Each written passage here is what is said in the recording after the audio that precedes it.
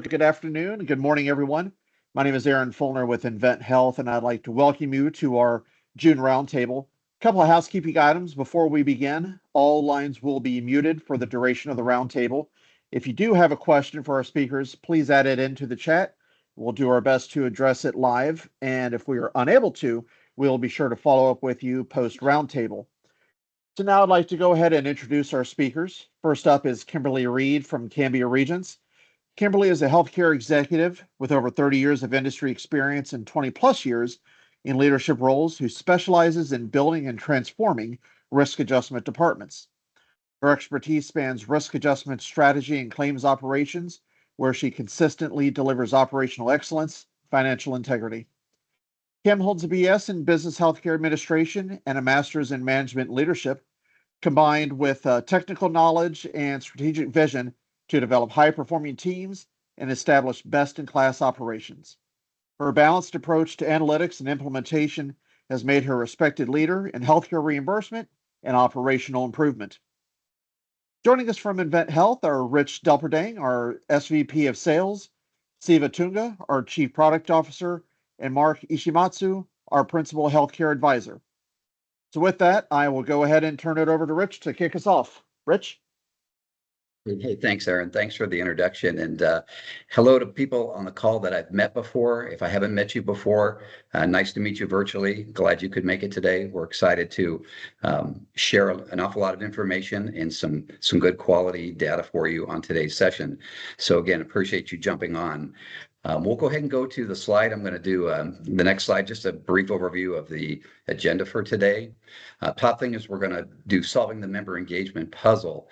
What we'll do in this initial piece is we'll explore the critical need for analytics to ensure proper members are contacted and the appropriate messages shared with IHA vendors to engage different lines of business. We'll do a deep dive on that area.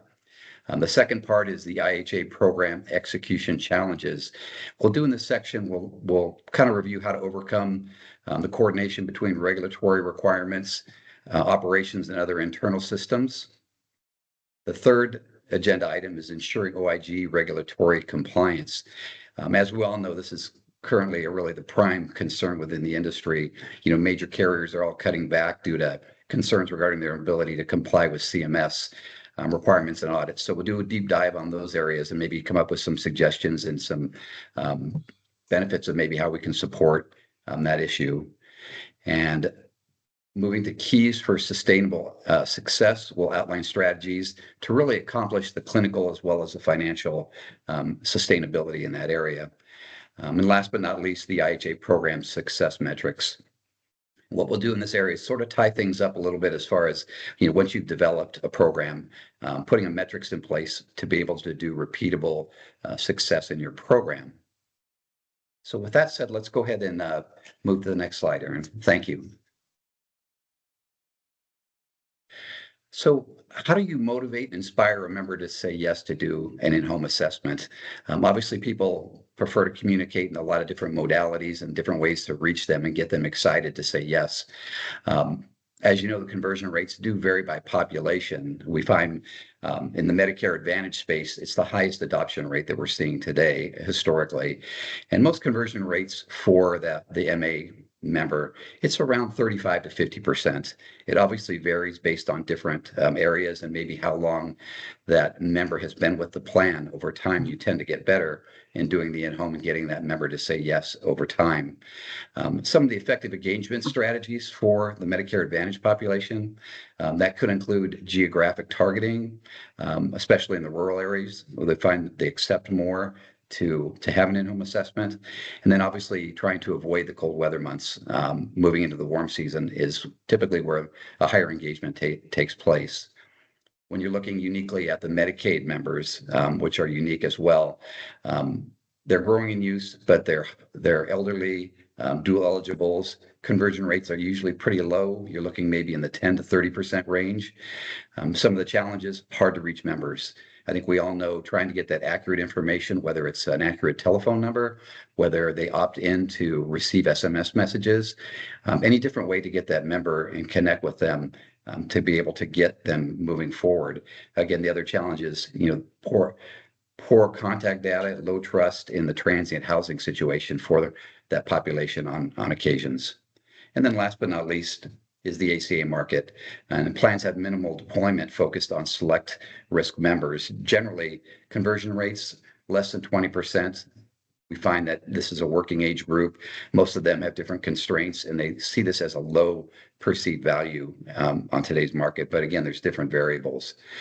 So before we go to kind of having the experts weigh in, I wanted to hit on really the 5 key challenges that we've received and we've heard from different dialogues with our partners. Number 1 is the member contact and trust. I mentioned a moment ago, being able to get the right contact information, but also building the trust with that member so they know, they maybe a third party is calling on behalf of a health plan, and having that go across the call center so they understand an IHA third party might be assisting with this process. The scheduling and logistics is the second piece. Obviously, that can be a challenge. That's one piece we've seen. The member perception and education is the third part. The fourth is socioeconomical barriers in different populations and different partners that you're working with. And then last but not least is obviously the regulatory scrutiny, specifically around the MA piece and the diagnostic follow-ups that is now part of the wraparound services with CMS and the audit piece. So with that said, I'm going to go ahead and start asking a few questions to our team and have the experts weigh in. So the first question I'll start off with is, what are the most effective outreach strategies you've seen to increase member participation for in-home assessments, and how do you leverage analytics in that process? I'll start off by just talking a little bit about what we do. Analytics is hugely important. We take a look at, what have our members reacted to in the past to determine what we're going to do going forward. We've also looked at what's the best ways for our members, to get engaged. Do they prefer that we outreach to them telephonically, do they or via email? Like what are the different ways that they we're able to engage them? Another thing that we've done is we have done a pilot program with our call center to have our call center request that they have an in-home assessment, to see if that would be a way for our members to, understanding that the call is coming from the plan and not the vendor, has helped to increase the number of yeses that we receive. So those are a few ways that we have looked at trying to get our members to engage more in the program. Yeah, I think those are all, I think, great things, because you're really looking at kind of specifically to your membership. And I think really for the next on the horizon, and we're seeing a couple of major plans starting to address this, is really thinking about your membership as a much more heterogeneous population in terms of what kind of messaging needs to be made in order to kind of get people excited and get them to accept an in-home assessment. And that requires really, a more traditional kind of segmentation analysis to understand kind of what is their motivation and desire to say yes to this. I think health plans have traditionally kind of used a one size fits all kind of approach. And the communication tends to be the same for others. And it does work for some, but the trouble is we've seen the percentages of kind of the take rate and acceptance rate kind of top out in the industry over the last few years. And just making more phone calls or sending more texts is not, is maybe has some marginal advantage. But really, I think the next big change is going to be segmentation analysis to understand what is the messaging that the different segments need to have here, and also kind of the modalities, phone, text, email, social media. What is it that's going to get them to, one, pay attention, and two, say yes. So I think that's going to be where really the next horizon is going to be for potentially get those percentages up even higher than where they are. Thanks, Mark and Kim. I am curious, Kim, today, are you finding incentives help motivate your members? And if so, what do you find that incentive, dollar figure or offer that you're giving them that might get them to say yes? Yeah, we do use an incentive, a dollar incentive to motivate our members, and it has been successful. In fact, if they don't, if they have questions, it's going to be around, when are we getting that incentive? Currently, we use $50 as an incentive to get our members to complete an assessment, and it's been effective. Great. Thank you. Next question I have, and I think Mark, you were kind of leaned into it a little bit as far as how are you using the not just the segmentation but the personalization to kind of tailor the outreach approach, for the different member populations. Obviously, they're all unique, like I mentioned earlier in the call. I'll go ahead and pause and see if you want to continue down that thread or somebody else wants to weigh in. Well, I just think, look, I think the healthcare industry needs to take some cues from the retail and consumer side of industries. They've done over the last 10 years, have done a fantastic job at being able to personalize what people see, what they hear, and the messaging that's kind of targeted specific to specific segments, in order to kind of get people to say yes. And whether it's to buy something or whether it's to accept and willingness to accept an appointment for an in-home assessment, I think this is more sophisticated, the use of more sophisticated segmentation research, I think, and analysis by the healthcare industry for its membership, I think will go a long ways to helping in a lot of ways, not just in IHA, but also clinically, as well as getting people to kind of potentially make changes in health behaviors in order to improve the overall outcomes of their health. Thanks, Mark. I have one last question maybe before we move on to the second agenda topic, and that would be just beyond the completion rates, what key metrics are you tracking to measure true member engagement and maybe program success as well? I'd say, some of the things you want to take a look at beyond completion rates is, are you capturing the chronic conditions? Are you closing gaps with their medication? Are there issues that are being addressed or identified through medication reconciliation? Are you looking at, are the PCPs getting the information after the assessment is completed? And is there any follow-up work being done based on that information? Are we closing quality gaps? I mean, there's so many things that we should be looking at overall, not just from a completion rate, but overall for the member, to make sure that they're getting, number one, they should be at the center of this. So are they getting all the care that they need? And are we sending them to specialists, or giving, appropriate referrals if necessary? Just looking at the information that comes out of that assessment and then taking the appropriate next steps for that member, I think are things that we need to be looking at. And then, of course, making sure that we're meeting our quality and compliance responsibilities. Kim, absolutely. The wraparound services are so important today, as we all know. So thank you so much for sharing that insight. We'll move on to the next topic, and this would be, shifting a little bit from member engagement. Maybe let's explore the roadmap to addressing in-home assessment program execution challenges around kind of a couple areas, maybe the recruitment barriers, the data management issues, financial operation risks, care communication coordination, as well as the back-end reconciliation.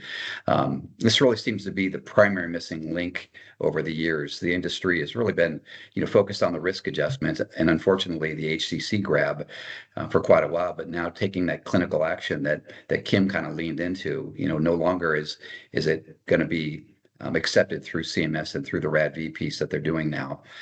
So with that said, I have a couple questions for the panel as well, moving into this topic. And the first one I have is, what are the biggest data integration challenges you face when aggregating IHA data from multiple vendors, providers, and ER systems?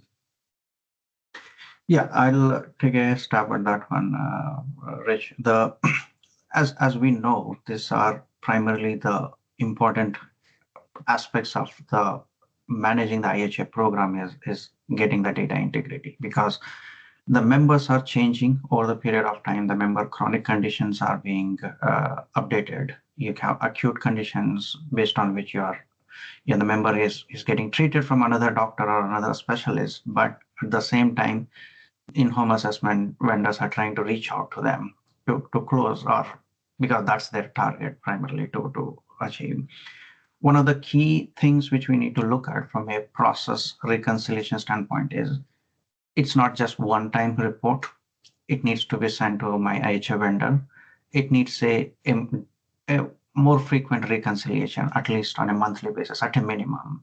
The reason being, there are a lot of things which are happening over the month. The member changes PCP, the member is terminated, or member coverage has been updated, or the member has acquired some acute conditions and he is in the hospital. So these things matter a lot, so that you need to give a more real-time feedback to your in-home assessment vendors, or if you're doing it like what Kim pointed out, call center, to say, do not bring them or do not reach out to these members, exclude them, because these members need an alternate mechanism to approach, or new members are enrolled or new members need to be followed up. Are there opportunities for you to visit? Right?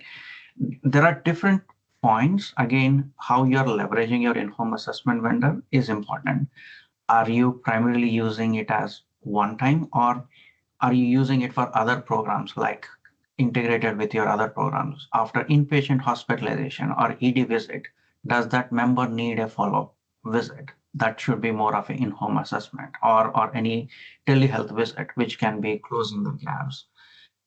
Those are also important in terms of maintaining the data integrity. And the last part, like what we said, right? Compliance, I think we need to tie it back from a data integrity standpoint to know how many members need follow-ups after in-home assessments. Who is tracking that? Is that going into care management stream to make sure they are capturing the conditions appropriately? If medication adherence.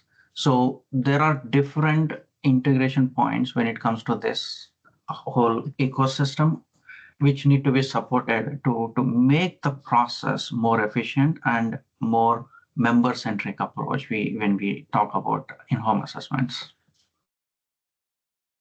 From my Thank you, perspective, Steve. I'll just say, Siva, that you're right on. The data is really the backbone to the program, right? And without the data, we can't make any strategic decisions.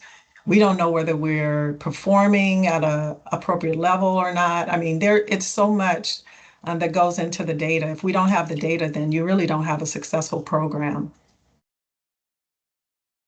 Yeah, and I think one of the more kind of boring aspects that's often overlooked is, as we try to make sure that all the both vendors, providers, other functional areas are all kind of informed, and that there's this kind of data sharing that should be going on and taking advantage of this. I think one of the things that you often don't see is kind of a documented SOPs, and so that it continues on organizationally. As you try to develop these things and they tie them together, they begin to develop the process. But often the case is if you ask them to, can you show me, even the leadership say, can you show me kind of exactly what the processes are, and are they documented, and do we have them as part of our documentation and processes within the organization? Usually the answer is no, because they spend so much effort in just trying to get it established and get it set up, that the last part, which is to finally document these things, so that as personnel changes, as leadership changes, these processes kind of will continue on. I think that is it's a rather boring aspect of it, but it is a critical one to make sure that the effort that's made to not only collect the data, but to kind of share it both internally and externally with your partners has kind of organizational longevity, and that's going to be really through documented processes and documented operations for this. So, integrating and also having a very good relationship with your IT department is also critical, because they're going to be the conduit through which this is going to take place. It sounds like the data coordination piece obviously is critical, and I'm curious, just shifting a little bit past the data piece as well.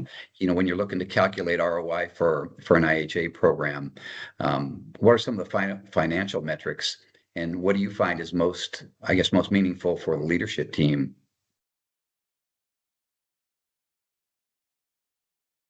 Well, I think normally, the investment, because usually these IHA programs are not cheap, right? I mean, we're talking anywhere from $250 to probably $350 on the outside, depending on how long the visits are per completion. So it is a significant investment. I think often, and unfortunately often the case is, we just have been looking at the risk adjustment returns on this. That is how much, what new and additional HCCs are being able to be captured over time. And now I think the ROIs need to be looked at in terms of, with the member perspective, is great. We were able to capture this additional clinical data. Now, what are we doing about it, right? Are we addressing it as a health plan, from a care management standpoint, and are they being, brought into the appropriate care management programs, communications with the providers? Are they addressing these things with specific, follow-up care for these conditions? That's where I think the new ROI is going to have to be focused on, and I think that's where a lot of the audits are really is the reason why a lot of the audits are going to be difficult for a lot of plans. Mark, thank you for your feedback, Kim and Siva as well. Let's go ahead and move on to the next slide.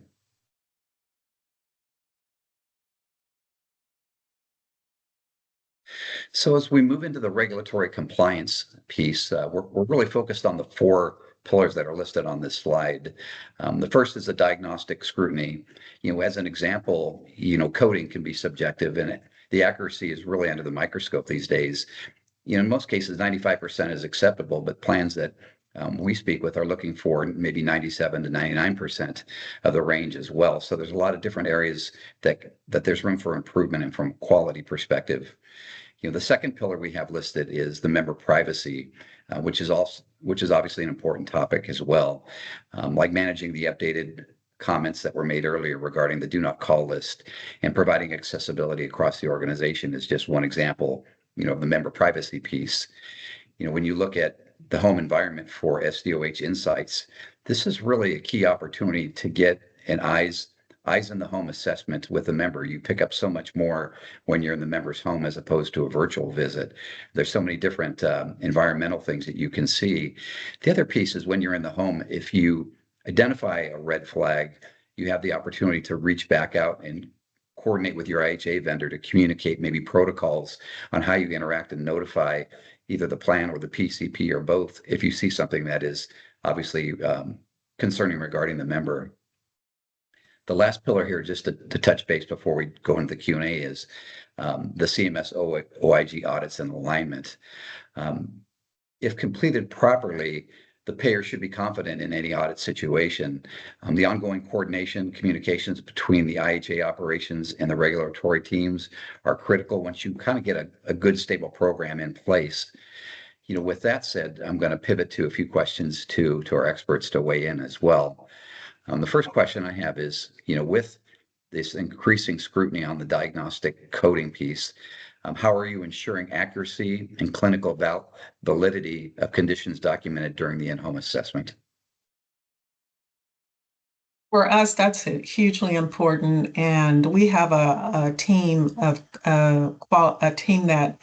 reviews their coding accuracy on a regular basis. They meet with our vendors weekly to discuss that information, and they make sure, and I'm going to back up and also say that prior to your program beginning, your coders really should be in agreement with what the coding guidelines are. And so that's one of the things that we ensure is that before we start the program, we've discussed what the coding guidelines are. We've agreed on what they are, and then we're coding and auditing appropriately and having discussions, ongoing discussions about that on a weekly basis. So we work really closely with our vendors on quality accuracy. It's very important to us. And you want to make sure that you have a vendor who is willing to work with you and is flexible in making sure that they are not just because coding guidelines can in some cases be gray areas, making sure that they are in agreement with our coding guidelines and are willing to adjust accordingly. Yeah, I think to add to that one, Kim, I think one of the things which we look at is like combining the feedback what we are receiving based on various CMS or OIG audits, or what they call it as audits, primarily identifying what they're observing in the last few years. Because after COVID, there was a lot of push for telehealth visits or in-home assessment kind of, but patient at home, but doing an audio video visit also reflected as in-home assessment. Main important one is to have process to identify those conditions, like what you said, weekly. Are we reviewing those conditions? And if those members need a follow-up visit, if they have captured because they're taking medications and we captured a condition, are we doing an assessment by in the office, or how quickly are we enabling it to make sure there is a follow-up and closure of that activity? Because if you follow those, then there is a higher value from a not just capturing the condition, and the members are being effectively treated and captured, right? Because it's more of ensuring that the members are considered for the right follow-up visits, whether it is a PCP or a specialist, and they're getting that right care to align them to the care management team. One is creating the target list of conditions, which diagnosis course you need to red flag when they capture it. Even if they capture it, should you be the one to review even before they submit the data to CMS, because that can avoid additional processes to delete and validate. The second one, like what you said, there is a coding review. Basically, you might need to kind of overread process need to be there to make sure the data is accurately submitted from the vendors. Great feedback. Maybe one last question on this topic of the regulatory compliance. How do you ensure consistent documentation standards across multiple in-home vendors to reduce CMS audit vulnerability? Yeah, again, I think part of what I described is, having that discussion up front about what our expectations are from a coding documentation standpoint and making sure we're in agreement and sharing that with, and then ongoing conversations, ongoing auditing around, on both sides for the vendors to make sure that we're aligned. I mean, those would be the things that I would think that would keep it consistent across the board. And that immediate feedback is very important to making sure that we're updating our coding guidelines as we go and as we have findings. Yeah, I think that's important, because the plans you cannot afford to just kind of delegate this off to your coding vendor. You need to be proactive and establish the standards and expectations yourself first. That is absolutely critical. I mean, ultimately the plan's responsible for the data that's going to be submitted. So it kind of makes sense that you already have an expectation of what should be done, how it should be done, and also kind of an ongoing meetings, and your vendor being willing to have these ongoing meetings and to kind of discuss areas where maybe there is some kind of gray area and they don't automatically code and send it, that they want to discuss that and get your approval first and have some eyes on from the plans perspective and plans point of view. Yes. And I think that reduces deletions and all those other things that Yeah. come into play. Yeah. But it sure sounds like just having that strategic partner and that relationship of open communications and expectations are really kind of the critical path for a successful program. So thank you for the feedback on that piece. Can we go to the next slide, Aaron?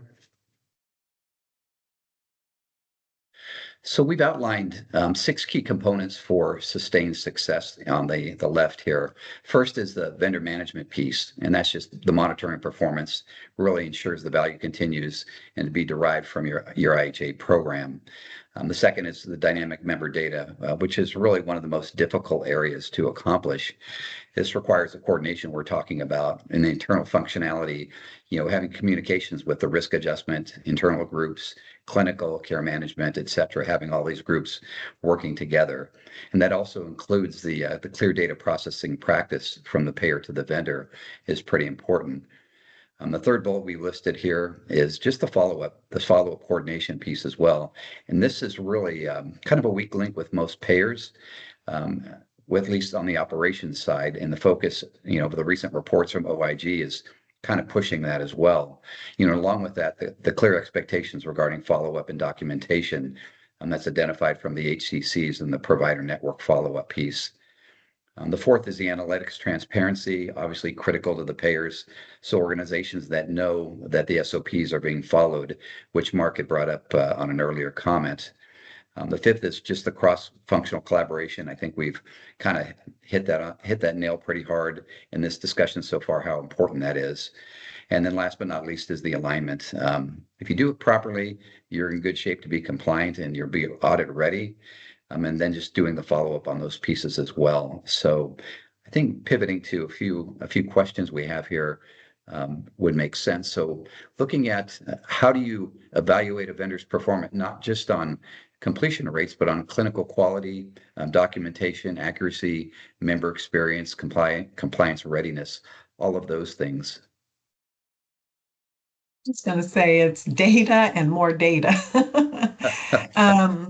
Yeah, that's where your data is important and comes into play. And really, it's important to meet collaboratively across all the areas within the organization upfront regarding the program and really get clear expectations and agreement on what that is, and then work toward how that is going to be measured and how it's going to be tracked accordingly. But it's going to be, data is going to have to be the backbone to making sure you have what you need. Yeah, and I think one thing that I think most IHA programs that are being managed by the payers, one thing that hasn't really been done extensively is following up with the members, to get feedback on the performance of what's taking place in home. I think that as we said earlier, so much of the success of the metrics for the vendors really is kind of the take rate or the completion rate that they're concerned about, and are they meeting kind of at least some industry standards in this area?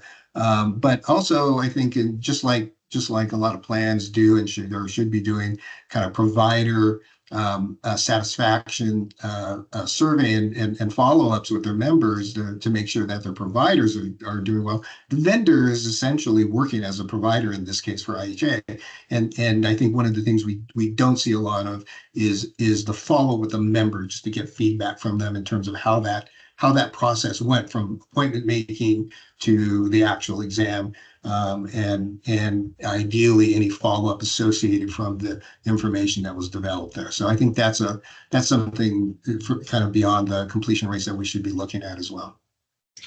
Yeah, that's a good point. If I could add to that, that's one of the things that we try to do is to get us, go back and get feedback from the member on the experience, because, if the members had a great experience, that's the best, form of getting that out there that you can get, right? And from a marketing standpoint, if they're telling their friends, I would recommend, you having this in-home assessment, that's great.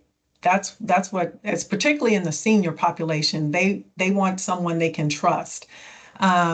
What's challenging, however, is members taking the time or wanting to give you that feedback, right? So sometimes the percentage of members that are that will take the time to give you feedback on the assessment, can be challenging. But where we can, we try to get our members to give us feedback on how they, how was that assessment? What could have been improved upon?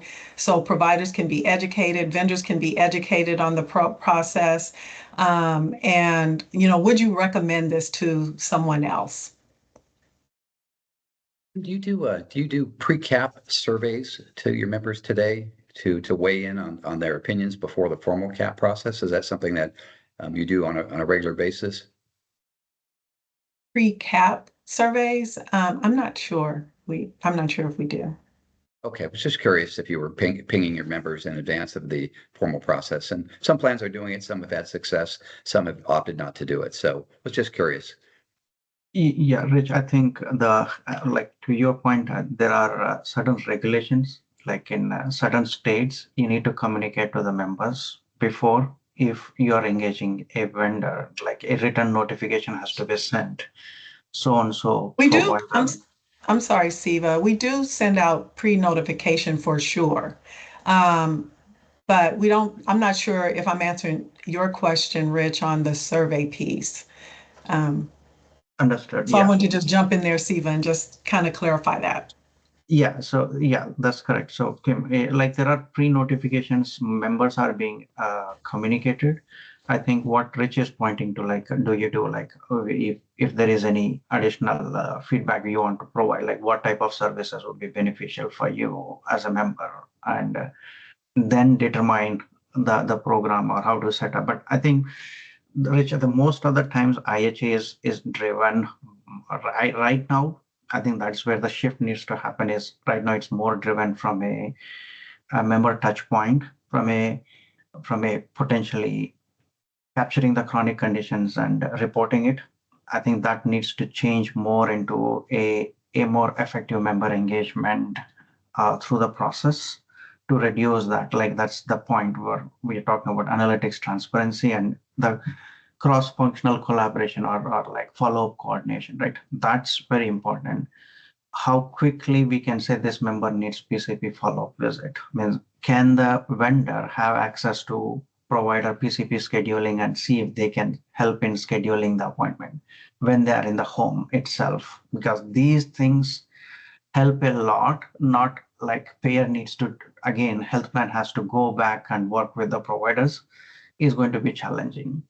More during the visit itself, if the providers in-home assessment vendor can help reach out to the right provider, whether it is a specialist or a PCP, and make sure that they get the right appointment, would make it more effective in terms of the success. Because there is a lot of, you can say, lag when data has to go to the health plan. Health plan now reaches to the care coordination team. After that care coordination team reaching to the member, I think that timeline has to be reduced to make this more effective. Great, Siva. Great feedback, Kim and Siva, on that topic. Let's go ahead and go to the next slide, which will be the last really Q&A slide that we have here. We've listed 4 key measures on here. On the left side of the slide, you'll see we gauge the success of an IHA program. And then on the right, the diagram denotes areas of focus to help achieve that success in year 1. And then it also shows a little bit as far as being able to do repeatable success in subsequent years, year 2, et cetera, to make sure you kind of fine tune and even improve all the different areas within your plan. You're trying to obviously maximize your performance. With that said, I want to move to a couple more questions, and I know we're getting fairly close towards the end of it, and I want to make sure we hit this area. So looking at the successful measures, I'm curious, what leading indicators do you track to ensure that conditions identified during the rolls should be prospective revenue projections versus retro revenue reconciliation play and ongoing investment decisions? Yeah, I think a successful IHA program captures data earlier in the calendar year than with the retro. But I think if done well, and if you're being as complete as possible, really you can almost start reducing your demand on the retrospective side in the programs, because you're really capturing these things up earlier. I think also if in the coding processes, basically you're obviously looking at past data, you're looking at new data as it comes in. And I think the one of the kind of success things ought to be is, can you, as your IHA program grows in terms of the access to the members and number of members that are participating in that, can you, and you actually technically should be able to reduce your retrospective side for those members. And I think increasing both of those, it becomes financially a little bit overkill. I think the costs then start to grow, and your actual returns then start to drop a little bit. But I think one of the things that we should be thinking about is basically is using the IHA as kind of a replacement as well for retrospective chart review and reducing the cost of those programs. And I think long term, if IHAs continue to grow, although there's been some pushback on it recently, but I think if they continue to grow as a tool, I think you'll be able to see plans be able to then reduce on the retrospective side. Yeah, I'll add to that I think it also, in-home assessments should really help you to reduce any emergency room visits, inpatient stays, because you're actually, assessing those members and identifying potential issues ahead of time. And so if you're doing that appropriately and handing them off to the appropriate giving them the appropriate referrals, and there's follow through with that, and you're tracking all of those things, then really you should see your emergency room visits decline, as well as in-home inpatient stays decline as well. Great feedback. Thank you for that. One question I have, and I think this sort of goes with the trend of what OIG and CMS are promoting to a certain degree. And my question is, how do you ensure IHAs are not just isolated events, but part of an ongoing care management strategy for high risk members?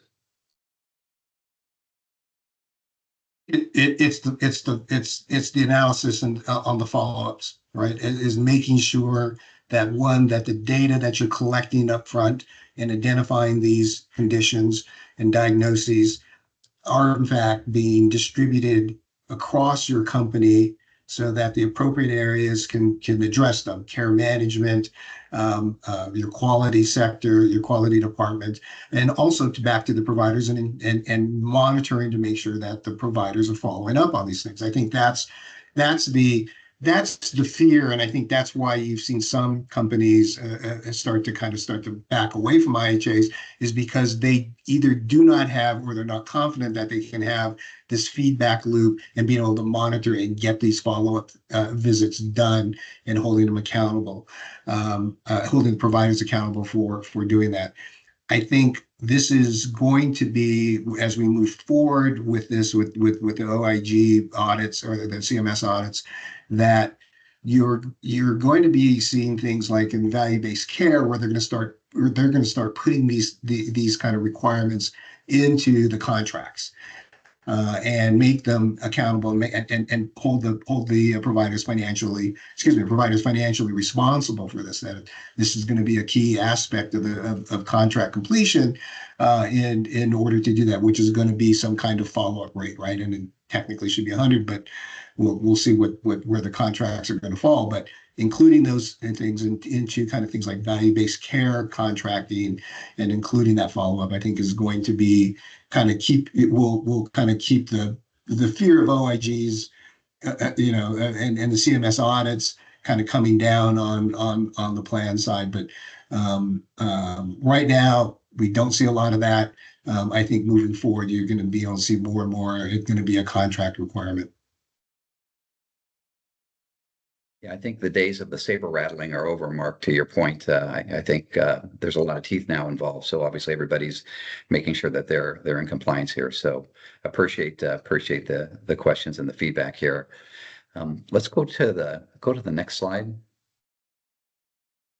So we're looking to kind of wrap up the session here. And again, Kim, Mark, Siva, great feedback. Appreciate your insight, your guidance, and your experience. I think the culmination of years in the industry between the three of you. I won't age yourselves, but it's great to be able to share and impart your wisdom to everybody who had the opportunity to listen in. So, from a food for thought and from a takeaway standpoint, the thought bubbles that are listed here, how well are your engagement strategies performing? Obviously, time to really dig deep as you're going into the next, trying to finish out strong, obviously third, fourth quarter this year to get those members motivated, inspired to move forward and say yes.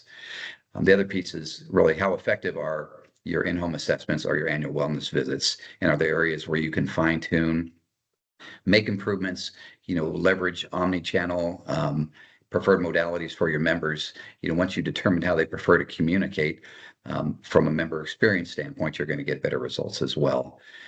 What percentage of your HCCs tie back to a treatment plan? Critical. I think we've kind of resonated that message on this call, and I think everybody probably participating is more than well aware. It's just another place where we're putting a check mark next to something that's critical for everybody. And then the last piece is how transparent is your relationship with your vendor partner? And I think Kim and Mark weighed in very heavily on that point. Having that alliance and having that extension of your operation and your health plan available to you to be a partner through thick and thin is pretty critical. Any other feedback or comments on this, or final parting comments from anybody on this section? I like to say I think normally the IHA programs are kind of operations are usually kind of centered and have been traditionally in the risk adjustment operation area, and I think the need to make sure that your risk adjustment data, whether it's coming from IHAs, which I think are very important, and a key data collection point for programs, that the analytic capabilities usually within risk adjustment operations are usually pretty, I'll say, superior to a lot of the other functional areas within a health plan that normally would use this data.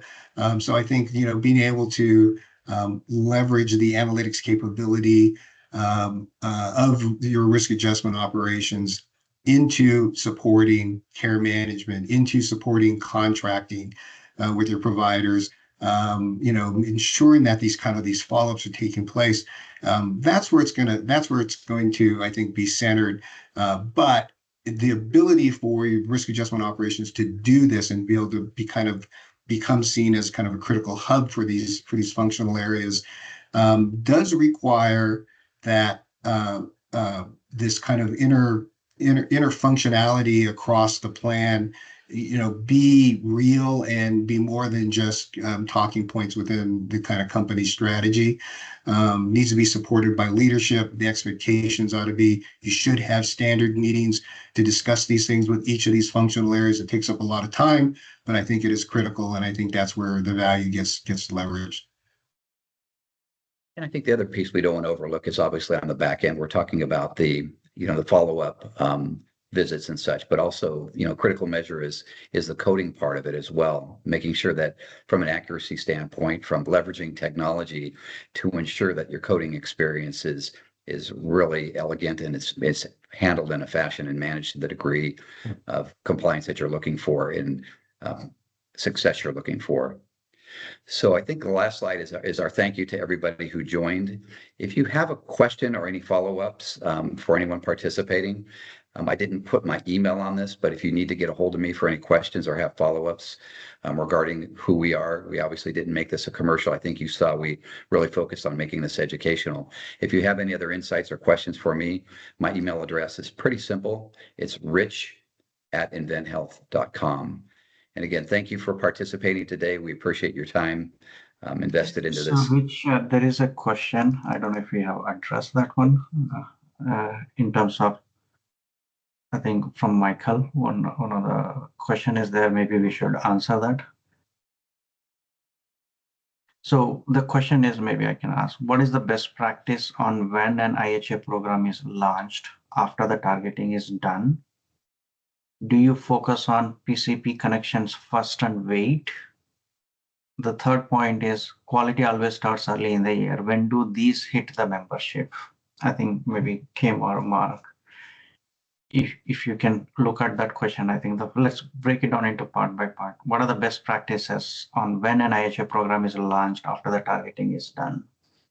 Like, is there like specific time frame? I don't know. That's Cambia. Yeah, I'd say to that one, I think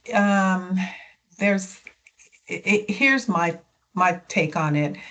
This is where analytics is very important, right? And so if you have a program that's been ongoing, you know which members are not going to go see their PCP. You know those early on. Those should be ones that you should be looking at right away to try to get them into an in-home assessment. And so you could start as early as the beginning of the year for that, because you already have the information you need to know, whether or not they have been engaged historically or not.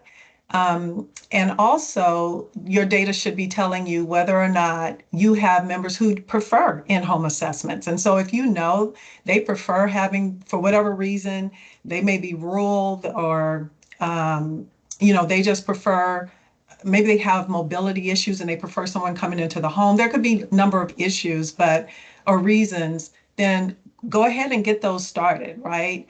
Then there's the members that you believe may go have an office visit with their PCP, an annual wellness visit.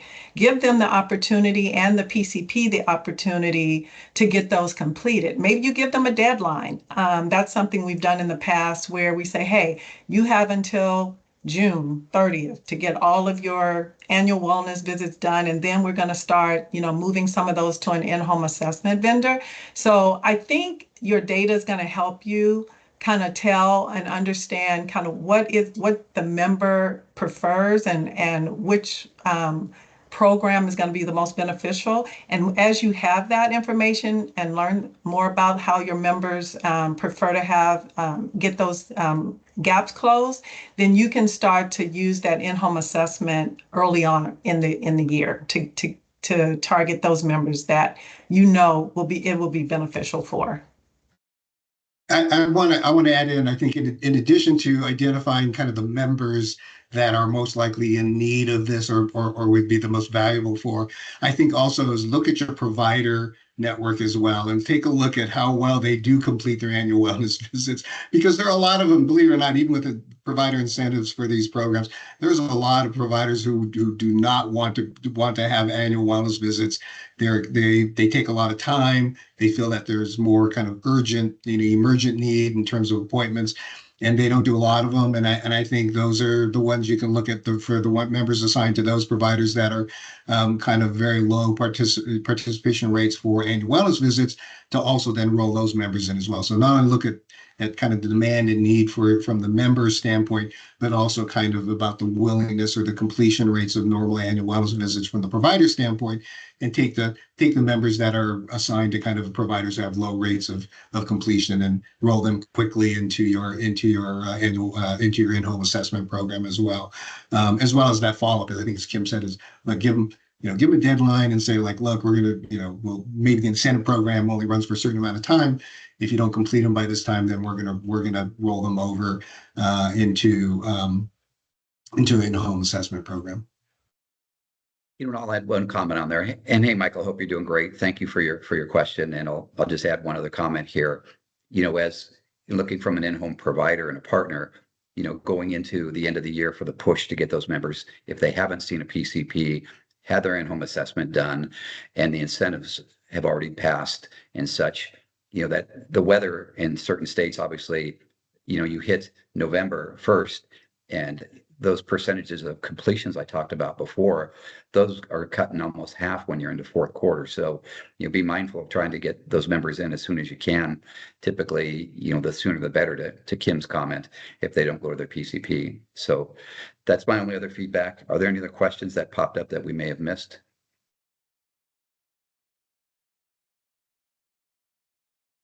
Okay, well, great. Thank you again, everybody. Great session. Appreciate everyone's time. And thank you so much.